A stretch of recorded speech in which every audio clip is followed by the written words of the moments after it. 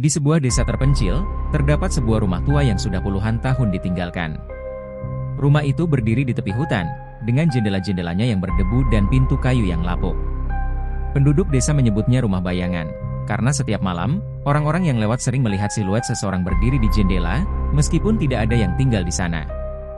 Suatu malam, Reza, seorang pemuda pemberani, memutuskan untuk membuktikan bahwa semua itu hanya tahayul. Ditemani senter dan kamera, ia masuk rumah itu meski banyak warga desa memperingatkannya. Saat memasuki rumah, bau apek langsung menusuk hidungnya. Lantai kayu berderit di setiap langkahnya, dan suara angin yang masuk melalui celah-celah dinding terdengar seperti bisikan. Reza memulai eksplorasinya dengan mengarahkan senter ke setiap sudut ruangan. Tidak ada apa-apa selain debu dan sarang laba-laba.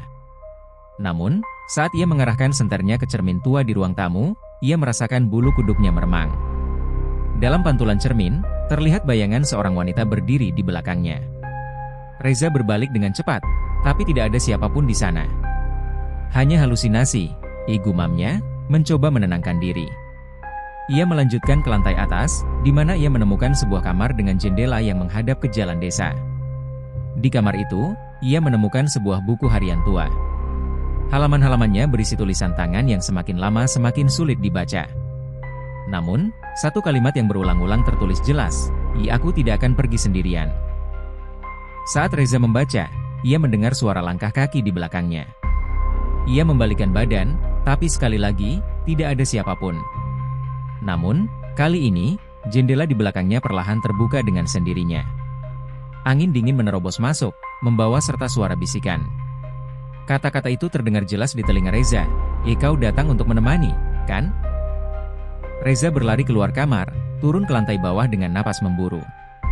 Tapi saat ia mencapai pintu depan, ia melihat bahwa pintu itu tertutup rapat, seolah-olah rumah itu tidak mengizinkannya pergi. Di belakangnya, suara langkah kaki semakin dekat.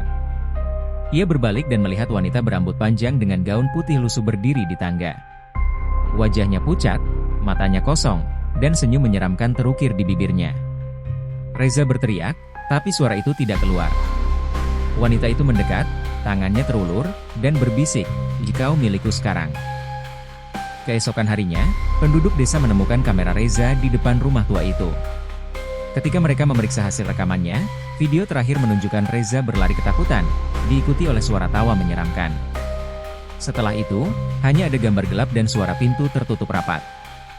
Sejak saat itu, tidak ada lagi yang berani mendekati rumah bayangan.